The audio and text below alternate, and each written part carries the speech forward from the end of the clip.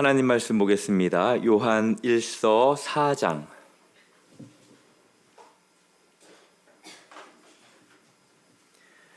요한 1서 4장 7절부터 12절 말씀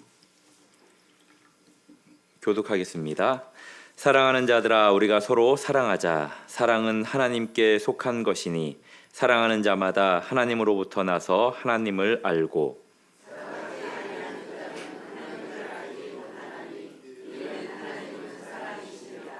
하나님의 사랑이 우리에게 이렇게 나타난 바 되었으니 하나님이 자기의 독생자를 세상에 보내심은 그로 말미암아 우리를 살리려 하심이라.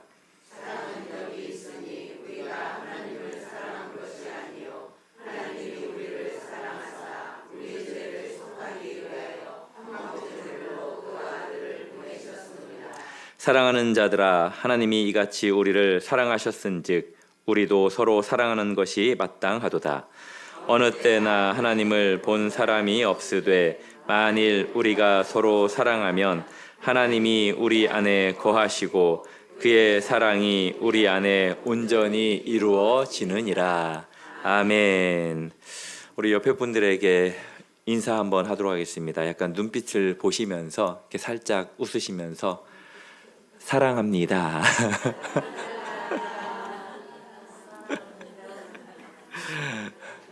네, 사랑한다라고 말하기 조금 어색하면 3.9랑합니다. 네, 참 우리 기독교에서 가장 많이 들어온 단어이고 또 성경을 통해서도 또 말씀을 통해서도 정말 많이 들었던 단어가 사랑입니다. 반면에 가장 실천하기 어려운 단어이기도 하죠. 사랑하라, 이 말은 우리가 정말 많이 들었습니다. 그런데 우리 성도님들에게 한번 여쭤보겠습니다. 지금 이 순간 우리 곁에 있는 그러한 사람들을 사랑을 날마다 하기가 쉽습니까? 아니면 가끔 어렵습니까? 네, 다른 답변 나올까 봐. 가끔은 조금 어려울 때도 있는 것 같아요. 네, 평생을 함께한 그러한 배우자, 그리고 자녀들, 그리고 친인척들, 그리고 교회 성도님들, 사랑을 함에도 불구하고 가끔씩은 말을 건네는 것조차 좀 힘들 때가 있어요. 그리고 마음의 문을 닫고 좀 쉬고 싶을 때도 있습니다. 그리고 때로는 낯설게 느껴지기도 합니다. 우리 성도님들은 아마 그런 생각을 하셨을 것 같아요. 뭐냐면 내가 사랑이 많은 사람인가 아니면 부족한 사람인가? 자기 자신에 대해서 100점 만점에 몇 점을 드릴 수 있을까요? 그렇게 높은 점수를 드리는 분들이 많지 않은 것 같아요. 내가 신앙생활을 오래 했음에도 불구하고 왜 나는 그렇게 사랑이 많지 않은 것 같지? 내 신앙이 성숙하지 못해서 그런 건 아닌가? 라는 생각들을 갖게 된다라는 겁니다. 오늘 말씀을 통해서 우리가 이런 내 사랑이 부족한 거 아닌가? 아니면 내 신앙이 성숙하지 않은가? 이것이 진단이 아니라는 것을 기억하시고 말씀을 통해서 무엇이 진단인지 그 사실을 우리가 좀 살펴보도록 하겠습니다. 7절 말씀을 다시 한번 볼까요? 어떤 문장으로 시작합니까? 사랑하는 자들아 라는 문장으로 시작합니다. 사랑의 주체가 누구일까요? 하나님이죠. 이 표현은 수동적인 의미가 상당히 강하다라는 것을 알 수 있습니다. 사랑하는 자들아, 즉 하나님의 사랑으로 하나님에 의해서 사랑을 입은 자들아 라는 그러한 표현이에요. 이미 사랑받은 자들, 이것이 바로 우리가 갖는 정체성이거든요. 요한은 오늘 이 본문의 말씀을 명령으로 전하기 전에 우리의 정체성이 하나님에 의해서 사랑을 받은 자들이다라고 명확하게 말씀하고 있습니다. 그래서 우리가 사랑을 해야 하는 자들이라기보다도 너희는 이미 사랑을 받은 사람이다 라고 출발점을 말하고 있는 거예요. 7절 중반절 말씀을 보면은 사랑은 누구에게 속한 것이다 라고 말하고 있습니까? 예, 하나님께 속한 것이니 라고 말하고 있어요. 이것이 의미하는 바는 뭘까요? 사랑은 우리가 생산하는 것이 아니라는 거예요. 하나님으로부터 수입하는 겁니다. 내가 사랑을 만들어낼 수 있는 그러한 생산자가 아니라 우리는 사랑을 하나님으로부터 수입하는 그러한 대상이라는 거예요. 그렇다면 사랑하는 자는 누구를 말하는 걸까요? 하나님으로부터 나서 하나님을 아는 자, 곧 거듭난 자가 바로 사랑하는 자라는 겁니다. 사랑은 훌륭한 인격의 특기가 아니에요. 우리가 인격이 훌륭해서 사랑할 수 있다라는 게 아닙니다. 하나님의 사랑이 내 안에 있다라는 것이 가장 확실하게 증명되는 것, 바로 그것이 사랑이라는 겁니다. 요한은 이제 8절에서 아주 날카로운 경고의 말씀을 전하는데요. 사랑하지 아니하는 자는 하나님을 알지 못한다라고 그렇게 경고합니다. 우리가 안다라는 것은 성경에서 단순한 지식에 그치는 것이 아니라는 말을 아주 자주 들었죠. 안다라는 것은 가장 친밀한 관계를 의미합니다. 그리고 경험을 통해서 아는 거예요. 인격적인 그러한 관계를 통해서 아는 겁니다. 가장 가까운 예가, 쉬운 예가 부부 관계거든요. 얼마나 잘 압니까? 오랫동안 함께 했기 때문에. 요한의 경고는 결국 이런 거예요.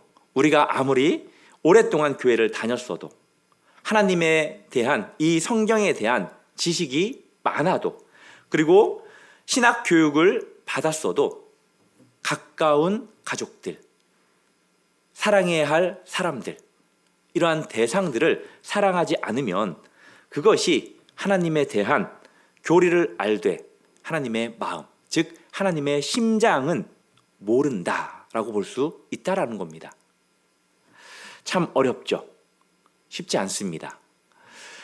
저는 시골에서 자랐습니다. 어렸을 때부터 아버지의 그 심부름으로 물에 물꼬를 닫고 열고 했었습니다. 그런데 이제 어떤 때는 가물었을 때 이제 논의 물이 마르기도 해요.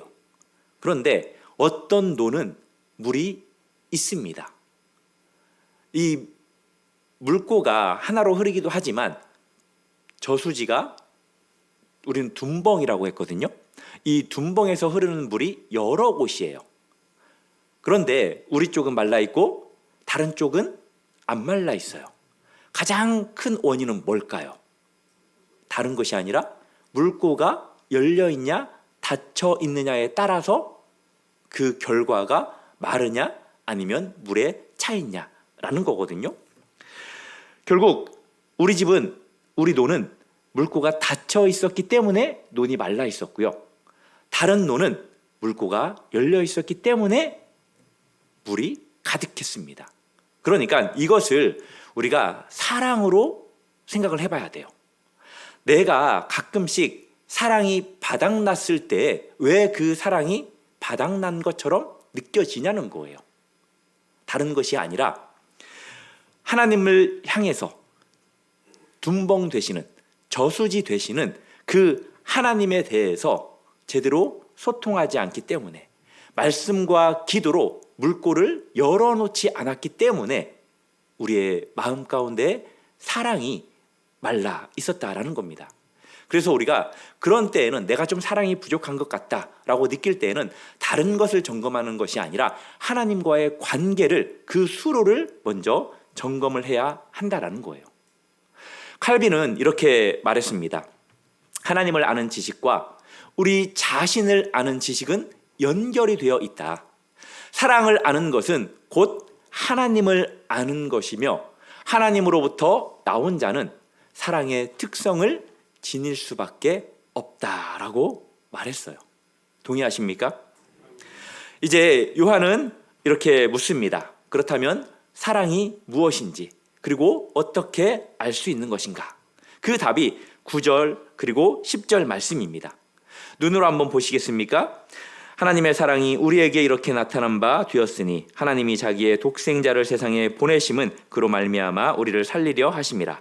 사랑은 여기 있으니 우리가 하나님을 사랑한 것이 아니요 하나님의 사랑을 사랑하사 하나님이 우리를 사랑하사 우리 죄를 속하기 위하여 화목제물로 그 아들을 보내셨음이라. 우리는 사랑에 대해서 정의하려고 합니다. 사랑이란 이것이다. 사랑이란 무엇으로 정의하시겠습니까? 그 유명한 가요 있죠. 사랑은 눈물의 씨앗이다.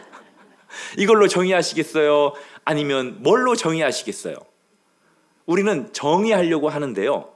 사랑은 어떤 것이다라는 정의보다도 증명입니다. 증명.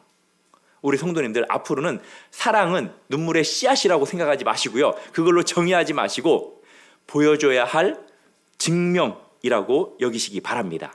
그 말씀이 10절이에요.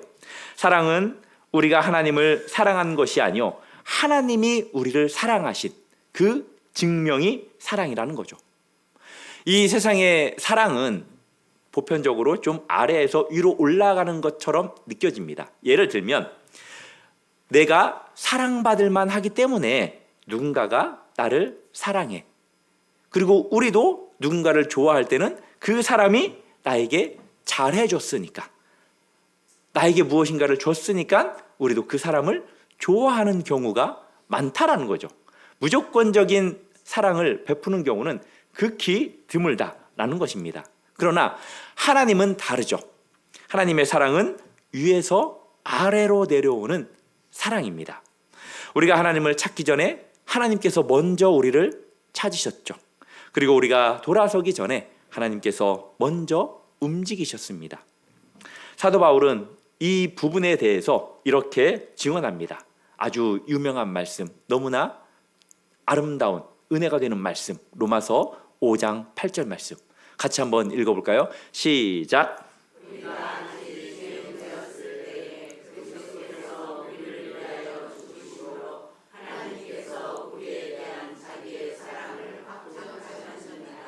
아멘. 너무나 잘 아는 말씀이죠. 외우고 계실 거라고도 생각이 들고 이 말씀을 통해서 말씀도 설교도 많이 들었습니다. 참 너무나 감격스럽지 않습니까? 이 말씀을 접할 때마다 아직 죄인 되었을 때 원수와도 같은 우리들을 하나님께서는 사랑하셔서 그래 내가 너를 이렇게 사랑한다라는 자기의 사랑을 정의하신 게 아니라 증명해 주셨습니다. 믿으십니까? 이것이 기독교 사랑의 아주 독특한 특성이에요. 상대의 가치에 반응하는 것이 아니라 상대의 필요에 응답하는 것, 바로 그것이 사랑입니다. 9절 말씀 보실까요? 하나님이 자기의 독생자를 세상에 보내심은 그로 말미암아 우리를 살리려 하심이라. 하나님이 누구를 보내셨습니까? 독생자를 보내셨어요. 이 독생자는 하나, 이 숫자를 의미하기도 하지만 더 중요한 의미는 뭐냐? 유일무이한, 그리고 대체 불가능한 그 아들 되시는 독생자 예수 그리스도를 우리에게 보내주셨습니다. 그분을 보내셔서 어떤 제물을 삼으셨습니까? 화목 제물을 삼으셨어요. 하나님은 그냥 우리를 괜찮다, 내가 다 용서하마, 이렇게 너그럽게 용서할 수도 있는 분이십니다. 그렇지만 하나님께서는 공의로운 당신의 그 진노를 사랑하는 아들 예수 그리스도 하나밖에 없는 그 독생자에게 직접 진노를 내리셨습니다. 대속의 희생으로 삼으셨어요. 우리를 심판하시는 것 대신에 죄의 값을 스스로 치르는 것으로 하나님께서는 당신의 사랑을, 죄의 문제를 그렇게 보여주시고 해결하셨습니다. 바로 그 두 번째 방법이 어떤 방법입니까? 십자가죠. 십자가. 하나님의 사랑은 피조물의 공로나 피조물의 아름다움에 근거하지 않았습니다. 하나님의 사랑은 자신의 그 본질에서부터 흘러나오는 전적인 은혜로 우리에게 보여주신 거예요. 사랑하는 성도 여러분, 이제 우리는 다시 사랑을 정의했으면 좋겠어요. 뭐 정의를 아예 하지 말라고 하더니 왜 정의하냐고. 사랑은 기분이 아니에요. 기분이. 그리고 사랑은 감정이 아닙니다. 그리고 사랑은 조건도 아니에요. 사랑은 뭡니까? 십자가입니다. 믿으십니까? 우리가 기분 좋다고 내가 그 상대방을 사랑하는 것 같이 착각하지 마십시오. 내 감정이 뭔가 뜨거워져서 그것이 사랑이라고도 착각하지 마시고요. 어떤 조건에 맞아서 하는 것도 사랑이 아닙니다. 사랑은 십자가예요. 십자가. 그래서 우리가 사랑이라는 것은 희생이고 헌신이고 또 은혜라는 겁니다. 이 십자가의 사랑을 받은 사람만이 진정한 의미의 사랑을 할 수 있다라는 거예요. 그것을 알지 못하면 우리가 하는 사랑은 대부분 결국 조건부 거래에 머물 확률이 아주 높아요. 참 우리는 이기적이거든요. 조건이 맞지 않으면 잘 사랑하지 않거든요. 이제 요한은 결론으로 나아갑니다. 그 말씀이 11절입니다. 우리 11절 말씀 같이 한번 읽어볼까요? 시작.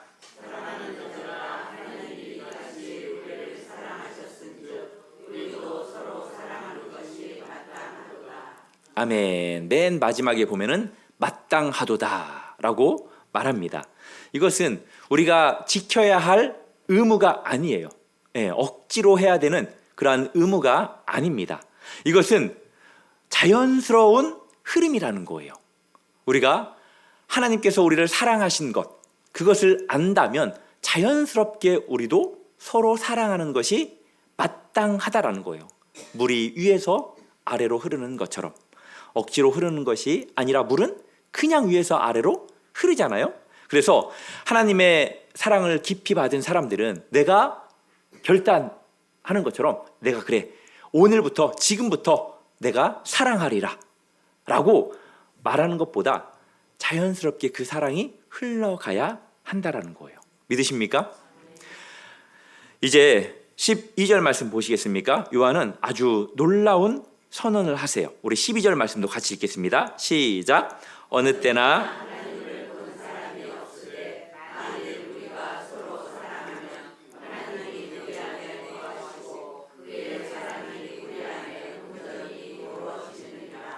아멘. 세상은 하나님을 볼 수 없죠. 왜? 하나님은 영이시니까. 그렇다면 세상이 하나님을 어떻게 볼 수 있을까요? 그 답을 지금 12절에서 하고 있는 겁니다. 참 요한은 아주 충격적인 말씀을 하죠. 그것은 다른 것이 아니라 우리가 서로 사랑할 때, 우리가 서로 사랑할 때 세상 사람들은 그 사랑의 모습을 보고 하나님을 보게 된다라는 거죠. 이것은 사랑이 하나님의 가시성임을 이렇게 드러내는 표현이거든요. 교회가 서로 사랑하는 것은 단순히 친목 활동하는 게 아니에요. 조금 전에 우리가 척사 대회 윷놀이를 하고 왔거든요. 누가 1등한 줄 아세요? 어느 팀이? 장로님 팀이 1등했어요. 세상에. 가장 처음 저희랑 교역자 팀이랑 이렇게 겨뤘거든요. 저희가 이길 뻔했는데 졌습니다. 어떤 장로님께서 너무 윷을 잘 던져가지고 와, 우리 장로님들의 재능이 이렇게 다양하다라는 것을 또 윷놀이를 통해서 발견을 했습니다. 작년에는 누가 우승했는지 기억은 안 나는데 올해만 일단 지금의 한나, 작년에는 에스더, 그러니까 지금은 한나라는 거잖아요. 제 동생은 안나예요. 한나, 이제 이번에는 장로님들 이제 다음에는 누가 우승할지 잘 모르겠지만 집에서 유조물이 던지고 이렇게 연습을 해서 다음에 오셨으면 좋겠습니다. 우리 장로님들을 이길 수 있도록. 예, 2연패를 할 수 있게 하면 안 되잖아요. 네, 뭐 그냥 사랑으로 내년에도 하라고 할까요? 네. 단순히 우리가 했던 이 윷놀이, 이것은 그냥 친목 활동이 아닙니다. 이것은 우리가 서로 사랑한 거예요. 믿으십니까? 네, 사랑을 나눈 겁니다. 보이지 않는 그 하나님을 세상에 보이는 사건이 다름이 아니라 사랑이라는 거예요. 12절 끝에 보면은 어떤 표현이 있습니까? 온전히 이루어지느니라 라는 표현이 있습니다. 우리가 많이 들어봤던 헬라어 단어입니다. 테텔레이오메네 라는 단어인데 알죠? 예수님께서 마지막에 십자가에서 다 이루셨다라는 그 단어와 같습니다. 예, 목표에 도달하다, 다 이루었다, 완성되다라는 거예요. 이것이 의미하는 바는 명확합니다. 다른 것이 아니에요. 하나님의 사랑은 하나님으로부터 우리에게 내려왔을 때 완성되는 것이 아니라는 거예요. 그 사랑이 우리를 통해서 이웃에게 흘러갔을 때 비로소 완성이 된다라는 겁니다. 그래서 이 부분에 대해서 신학자 브라켈은 이렇게 말했습니다. 하나님의 사랑을 받은 영혼은 그 사랑에 의해 움직여 형제를 사랑하게 된다. 이것이 중생의 열매다. 우리가 거듭난 자로서 열매 맺는 삶을 사는 사람은 결국 사랑해야 한다라는 거예요. 이러한 사랑을 아주 잘 보여줬던 그 사건이 있습니다. 그 사건은 2세기 때 일어난 사건인데 혹시 교부 중에 터툴리안이라고 들어보셨죠? 터툴리안 처음 들어보세요 지금? 네, 그러면은 다음에 제가 또 질문할게요. 자, 조금 전에 터툴리안 이름 들어보셨죠? 네, 이 터툴리안이 교부 중에 한 명인데요. 그 당시에 로마 제국의 재판관들에게 썼던 변증서가 있어요. 그 변증서는 호교론이라는 변증서인데 호교론이라는 이 뜻은 뭐냐? 교회를 보호하고 옹호하는 글, 이론이라는 의미거든요. 여기에다가 이교도들이 기독교인들에 대해서 이렇게 이야기를 했습니다 라고 로마에 변증하는 그러한 내용을 썼는데 그 내용이 뭐냐면 그들이 어떻게 서로 사랑하는지를 보세요 라는 내용이에요. 그 당시에 기독교인들은 가난한 자들을 위해서 자신의 것들을 나눠줬습니다. 그리고 그 당시에 감옥에 갇혀있던 자들을 위해서 헌금을 했어요. 그리고 또 전염병이 돌았을 때에 이방인들은, 믿지 않는 사람들은 다 도망갔지만 자기 살 길을 찾으려고 달아났지만 기독교인들은 도망가지 않고 병자들을 돌봤습니다.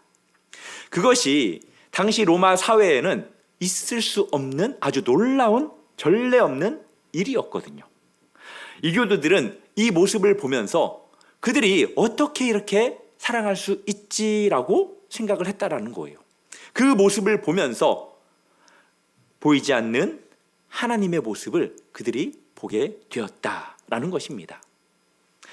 요한이 말하는 이 12절의 이 말씀은 결국 우리가 사랑할 때, 우리가 서로 사랑할 때 세상은 우리의 사랑을 통해서 누구를 본다는 거예요? 하나님을 본다는 거예요. 사랑하는 성도 여러분, 이 자리에 계신 우리 성도님들은 50년, 60년, 70년 이상 삶을 사신 분들이죠. 그 세월 동안 많은 사랑들을 실천하면서 살아왔지만 때로는 지쳐서 사랑할 수 없었던 그러한 순간들도 있었을 것입니다. 그러한 분들을 위해서 권면하는 것이 이것이에요. 다른 것이 아니라 내가 이제부터 저 사람을 사랑해야지 라는 그 결심보다도 내 안에 계신 하나님의 사랑이 저 사람에게 흘러갈 수 있도록 해야지 라고 그렇게 하게 해달라고 기도하는 것, 이렇게 우리가 바꾸어지기를 바랍니다. 결심은 쉽게 무너집니다. 나의 노력은 쉽게 식어져요.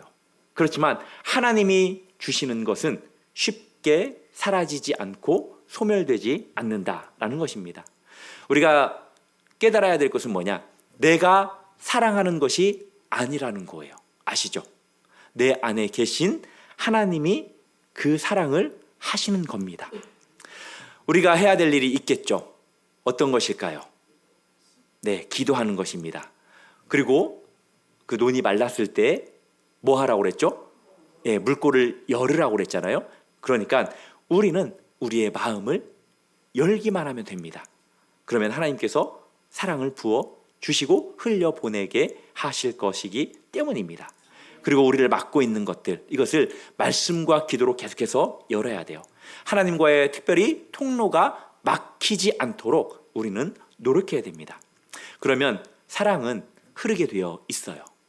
마땅히 흐르게 되어 있고요. 또 그 사랑은 오늘의 제목처럼 어떻게 흘러갈까요? 황홀하게 흘러갈 것입니다. 믿으십니까?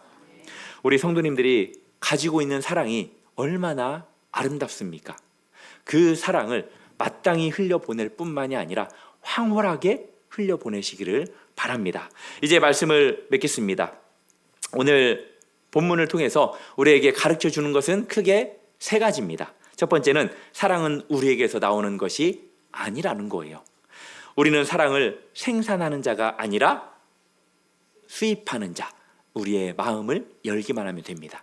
그리고 그 사랑은 어디에서 증명되었다고요? 십자가에서 증명되고 정의되었습니다. 화목제물로 오신 독생자 예수 그리스도께서 보여주신 그 십자가의 사랑이 저와 우리 성도님들의 사랑의 기준으로 삼으시기 바랍니다. 그리고 마지막으로 그 사랑은 우리 안에서 완성되지 않는다는 거예요. 어떻게 완성이 된다고요? 흘려보낼 때, 우리가 그 사랑을 흘려보낼 때에 비로소 완성이 된다는 거예요. 우리의 사랑이 보이지 않는 하나님을 세상에 보이게 한다라는 거예요. 사랑하는 성도 여러분, 마지막 한 가지 질문만 던지겠습니다. 나는 하나님의 사랑을 충분히 받고 있는가? 하나님의 사랑이 충분하지 않으면 우리의 사랑도 충분하게 흘려보낼 수 없기 때문에 드리는 질문입니다. 먼저는 하나님께 사랑을 충분하게 받아야 돼요. 항상 부족함이 없이 주시는 그 하나님의 사랑에 우리 성도님들이 결핍이 없기를 바랍니다. 그 사랑이 충분해서, 아니 넘쳐서 다른 사람들에게 흘려보내셔서 보이지 않는 하나님을 보여주며 살아가시는 저와 우리 성도님들 되기를 주님의 이름으로 축복합니다.